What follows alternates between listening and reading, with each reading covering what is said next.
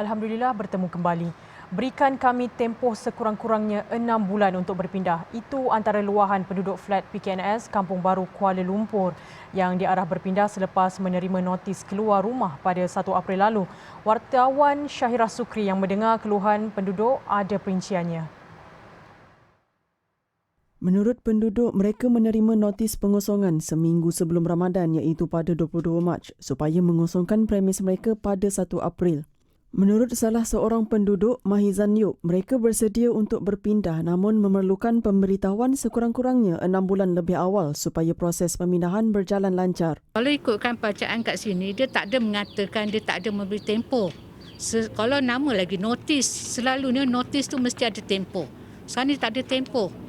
Dia seolah-olah macam serta-merta, immediate macam tu. Tapi tak logik lah, tapi nama notis.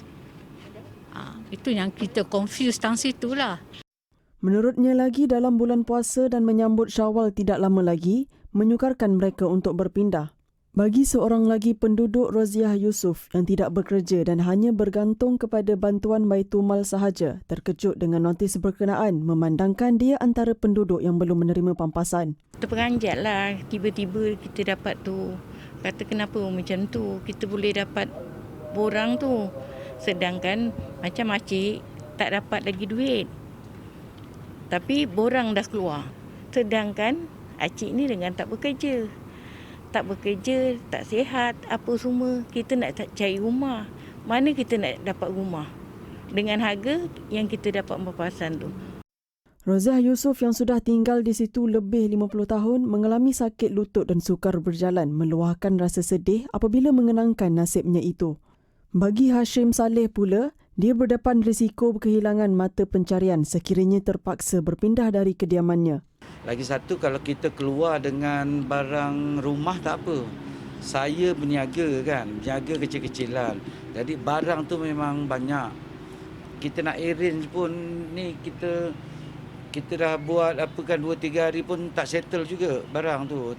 Masa pendapatan kan saya ni kan untuk menyara ni nak berniaga ni. Tapi 2,5 tahun tu hari kan betul-betul dia nu kan saya memang tak dapat apa.